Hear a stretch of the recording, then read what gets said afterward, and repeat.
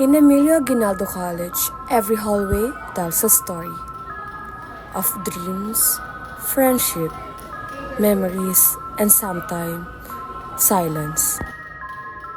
Katahimik ang nabuo hindi sa kapayapaan kung hindi sa takot.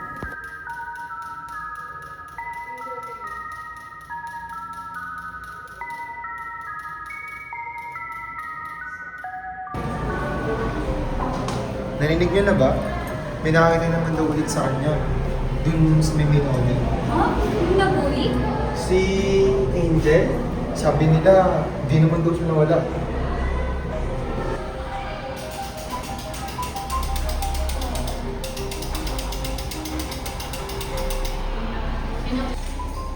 Anak ka, wala kayo pakisay dito kaya mag-drop ka na lang.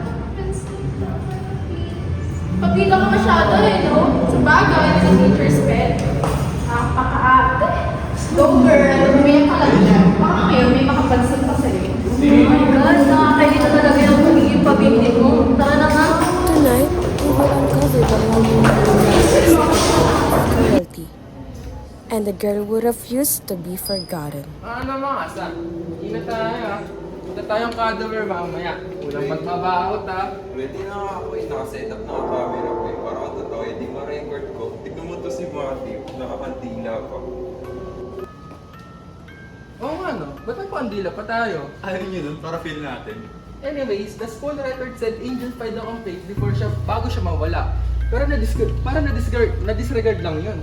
Multo o hindi biro yung pambubuli nila, no? Aliga, JM, ba't ba mabagal nyo? Ouch! OMG, Francine! Ano ba? Wala ka bang mata? Sorry, Francine. Uy, ano ba? Tigilan nyo nga yan. Alam mo, napaka-immature mo, Francine. Hindi naman niya sinasakit. Uy, si Angel! Stop na, please.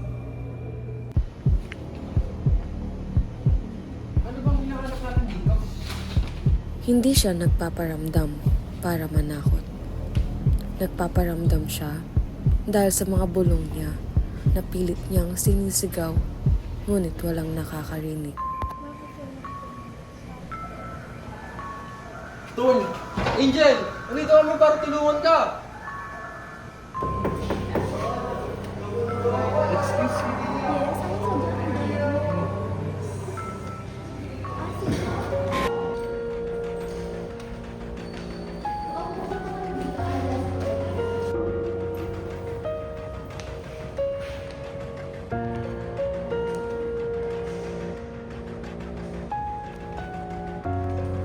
Do you need to report something?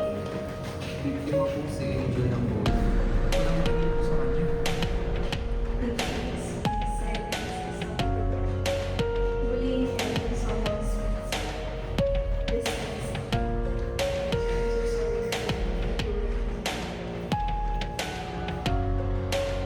From today forward, Emilio Aguinaldo College stands firm. No bullying, no silence, and no student should ever feel